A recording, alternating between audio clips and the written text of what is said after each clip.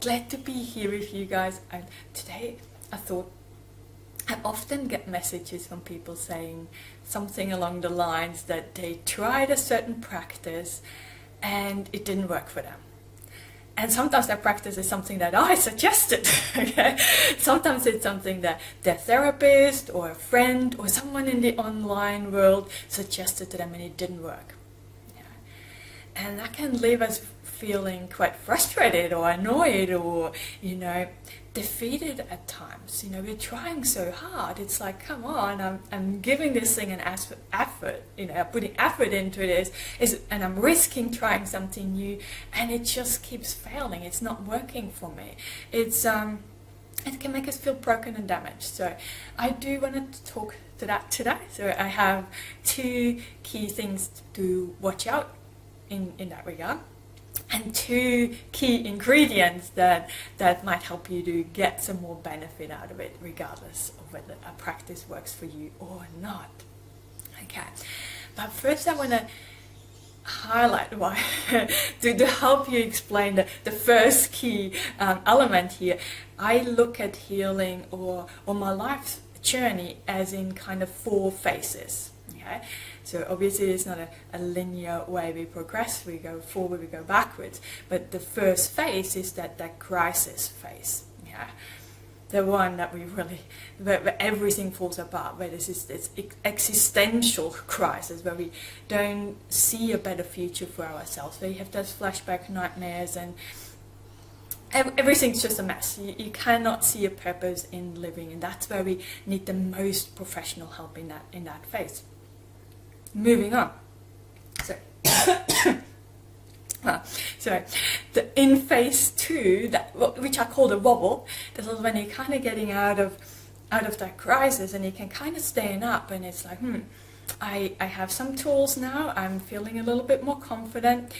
I still have intense emotions that I'm trying really hard to get rid of, okay? Or there might be some numbness, but I can see some light at the end of the tunnel. I sort of have sparks of hope that there is a better future possible for me. And you can see that other people are thriving, and you kind of think, maybe that is possible for me too. Yeah. So when you're moving on, then in the phase 3, you're thriving. Okay, that's like, oh, I've got this now.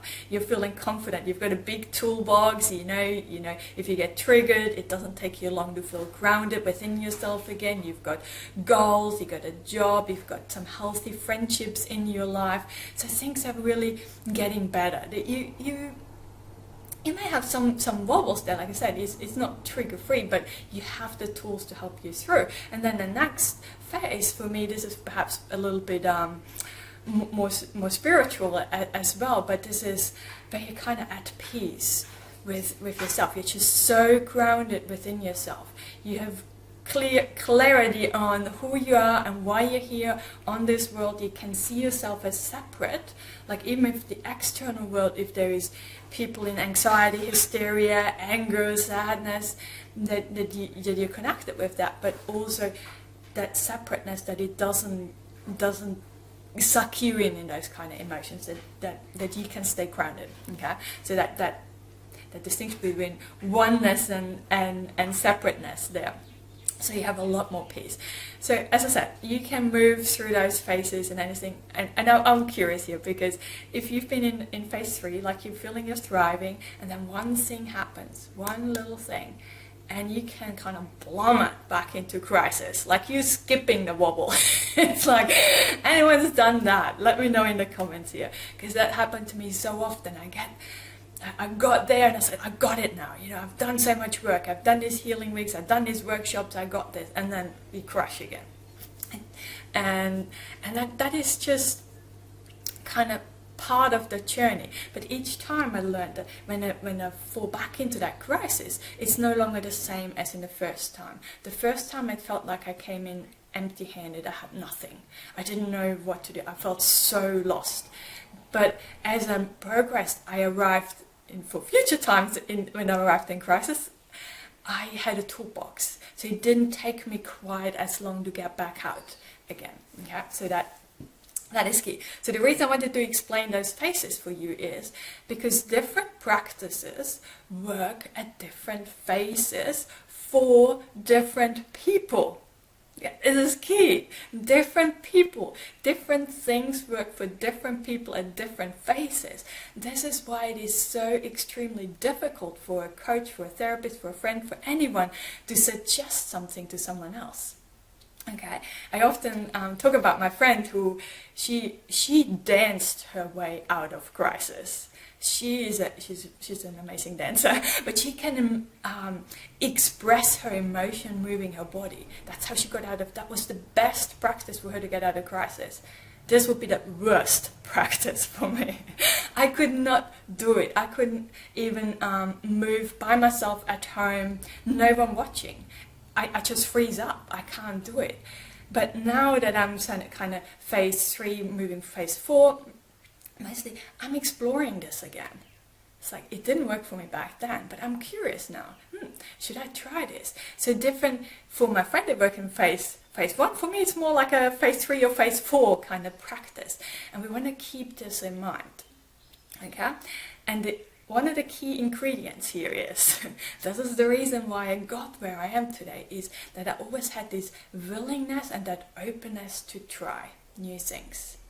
And now some of my clients are the most amazing people who have this, like they're so willing to try things. And not only do they try things out, and when it didn't work, they analyze and they go back, what was it? Should I have tried it at a different time? Should I have used some background music while I did that practice? Or I tried it inside, should I have done it on my balcony? Would that make a difference? They play around a little bit with it and then assess again, say, maybe it's not the right thing for me right now. And then they let it go. Okay. Another key ingredient here is they did not make that mean anything about them. This is a practice, it didn't work for me. It does not mean that I'm a failure or I'm too broken or any of those kind of things. So no, it just didn't work for me. But using this, okay, you're using this is not a failure at all, because even trying those things, it helps you to learn more about yourself, get to know yourself better. It's like, okay, I tried this. Dancing makes me feel really awkward, so maybe I'm not a dancer. And that's okay. I didn't know that before, but now I know that. Because for so many of us, because of our childhood trauma, many of us have no idea what is it actually that I like or don't like. So we can use those practices to help ourselves to get some clarity on that as well. Okay? So now number 2, what you want to watch out for is, I hear that so many times, that people contact me and say, hey, I've been in therapy for so long, I'm trying so hard, and nothing seems to get better. Actually, it's getting worse. It's getting harder for me to keep my stuff together to show up at work. It's so much harder for me to parent my children. I'm actually trying to avoid them. My friendships are crumbling apart. Okay, I hear stories like this time and time again. And when I ask them, what do you do at therapy? It's like 99% of the time they say they're going to therapy week after week, talking to their therapist about their trauma memories, going into what happened, when, with whom, talking through those things. Okay. A decade ago, this was thought to be the healing thing, to talk it out till it no longer affects you emotionally, till it no longer triggers you, or people suggesting exposure therapy. Today we know that this is not the case. Every time you go back, or every time you're telling your trauma story, you're actually reinforcing that memory. You're reinforcing that neuronal circuits in your brain, so they're firing harder. It's already such an entrenched circuit. It's such an intense. It's so easy to slide into that. So there's no healing in telling the trauma story. Okay, processing your trauma. There's different practices for this, and they help you get more connected with your body, with your emotions, with your sensations. And there's no trauma story necessary for this, because we are trying to build new neuronal pathways so you can function in the day-to-day. life better, and we can create a better future for ourselves. We can feel more confident within ourselves. Okay, so while you're going to therapy from week after week talking trauma stories, you're going home, it's all coming back up. So all these stories are right in front of your face again, so you can't think of anything else. And you're then going and trying some practices, whether this is like tapping, having cold showers, or breathing exercises, or coloring in, whatever it is that you're trying to do, it's going to be less effective because your brain is stuck in a trauma memory. Can you see that? This is really key, that to check in with yourself. Am I doing this in my therapy sessions there?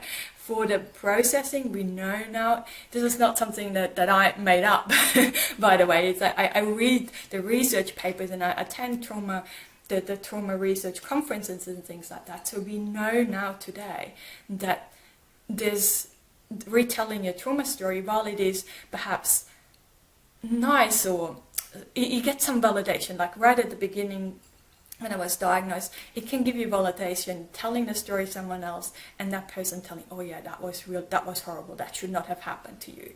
And that might be necessary to get that external validation at once. But then we need to move on, because we need that validation, it needs to come from within. Okay? And if we're really honest with ourselves, deep down, we know that what happened to us was not okay.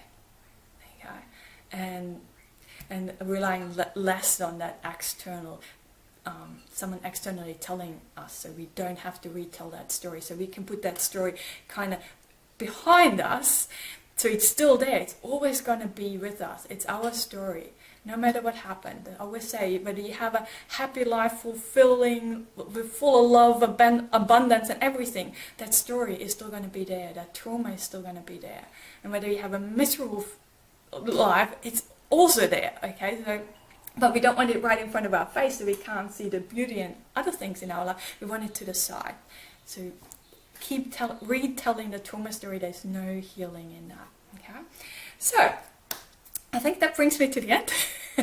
I talked fast today, I think, but so I hope you got something out of it, and I highly encourage you to comment down below. Tell us some, maybe have a few more key ingredients. There are just two. I just shared 2 key ingredients to help you make them more effective, but there's so many other things that we can do to make them more beneficial for ourselves there too. But as always, sending you a lot of love and rainbows to brighten up the tough times just a little. See ya, bye.